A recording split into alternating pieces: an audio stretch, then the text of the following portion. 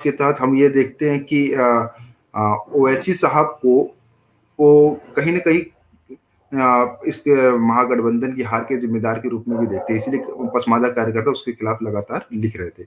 तो वकार भाई, क्या ये बात कहना सही है कि ओवैसी जी जिम्मेदार हैं जी? जो भी परिणाम है?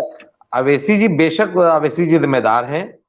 और धार्मिक उन्माद फैला करके या अपनी धार्मिक क्यादत की बात करके, एक जब पहले ही से सेकुलर पार्टियां बहुत बुरी हालत में हैं, वो भाजपा से नहीं लड़ पा रही हैं, तो ऐसे मौके पे पहुंच के अपनी क्यादत का नारा दे करके उन मुस्लिम बाहुल सीटों पे, जो इनका एक वोट बैंक कह सकते हैं एमवाई का, कि जो बेसिक वोट है, उन्हीं में जानबूझ के सेंध लगाना चाह करके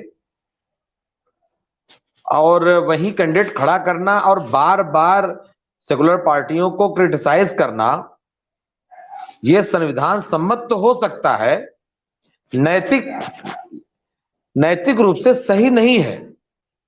किसी का पैसा बाकी है तो वो पैसा मांग सकता है, लेकिन जिस टाइम पे कोई आदमी मुसीबत में फंसा हो, उसके घर में कोई हॉस्पिटलाइज्ड हो, उस टाइम पे पैसा नहीं मांगा जा सकता है। इसी तरह से इस वक्त जो नेक टू नेक फाइट चल रही थी और 15 साल बाद एक उम्मीद लग रही थी कि वहां पे सेकुलर सरकार आ सकती है और मुसलमानों के लिए सेकुलरिज्म ओढ़ना बिछोना है और गैर मुस्लिमों के लिए उसकी कोई जरूरत नहीं है, क्योंकि गैर मुस्लिम जो है वो बीजेपी में भी जा करके वो फायदा उठा लेता है, बीजेपी उसे गले से लगा लेती है।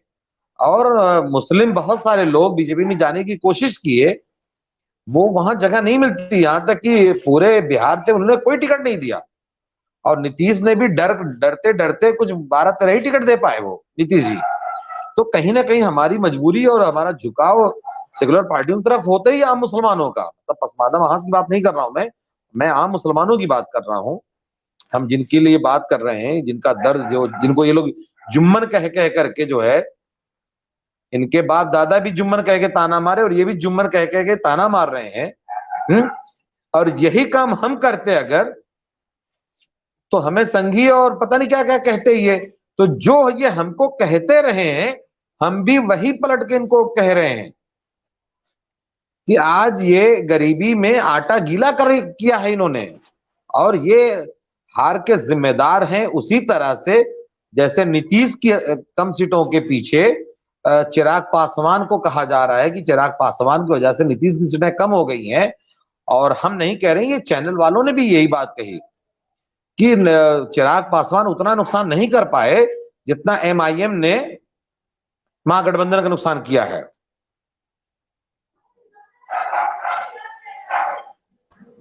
जी सर, आप जो है सेकुलर पार्टी के लिए बात कर रहे हैं, लेकिन हम ये देखते हैं कि सेकुलर पार्टी ने मुसलमानों के साथ धोखा दिया। यही ओवैसी जी लगातार ये बात बोलते भी हैं कि सेकुलर जो पार्टियां रही हैं, उन पार्टियों ने तो मुसलमानों के साथ दगा किया है, तो अब हम उनके लिए ही क्यों, हम मतलब सेकुलरिज्म बचाने की जिम्मेदारी मुसलमानों पर ही क्यों रहे?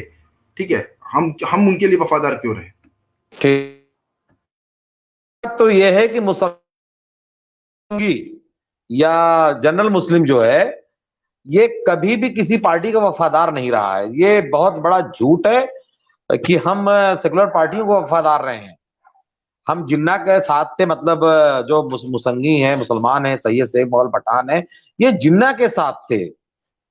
जब जिन्ना भाग गया तो ये राती रात इनके पल्लू में छुप करके अब्दुल कलाम आजाद के ये गांधी टोपी लगा करके कांग्रेसी हो गए।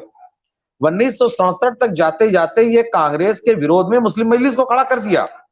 77 में इन्होंने मुस्लिम मजलिस और जनसंघ मिलकर के एक साथ पूरे नॉर्थ इंडिया में कांग्रेस को इन्होंने हराया। और 89 में फिर जाकर के वीपी सिंह के साथ मिलकर के इन्होंने फिर कांग्रेस को हराया। ये मुसलमान लगातार कांग्रेस को हराने का काम करते रहे और कांग्रेस वहीं वहीं ज्यादा बुरी पोजीशन में है जहां जहां मुसलमानों की आबादी ज्यादा है। तो मुसलमानों ने कभी भी सेकुलरिज्म के लिए कोई काम नहीं किया है, स्पेशली सैयद शेख मुगल पठान। पसमानदा तो विक्टिम है हर जगह, इन्होंने कभी भी नहीं किया। और सेकुलर पार्टियों ने कोई धोखा नहीं दिया है।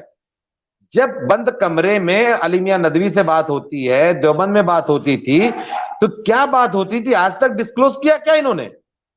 आखिर इन्होंने राजीव गांधी से क्या तय किया था, राहुल से क्या तय करते थे, इंदिरा से क्या तय करते थे ये लोग? इन्होंने शाहबानों के नाम पे जो मांगा था राजीव गांधी से, राजीव गांधी पार्लियामेंट में जा करके कानून बदलवा करके इनकी बात को सुना था। इससे ज्यादा ये क्या चाहते हैं कांग्रेस से या किसी भी पार्टी से? तो सेकुलर पार्टियों ने धोखा नहीं दिया है, इनके मुस्लिम चेहरों ने, मुस्लिम लोगों ने पसमानदा और सारे मुसलमानों के साथ धोखा किया है। मैंने एक सवाल पूछा था कि जो उनका किसी ने जवाब नहीं दिया कि जो मेडिकल कॉलेज पास हुआ है अवैसी जी का, वो किसके टाइम में पास हुआ था? जैसा कि मेरी जानकारी है, ये नरसिम्हा राव जी ने पास कराया था। तो जब बाबरी मस्जिद के सौदे में सारे लोग शामिल थे, तो सिर्फ जिम्मेदार कांग्रेस क्यों हो भाई?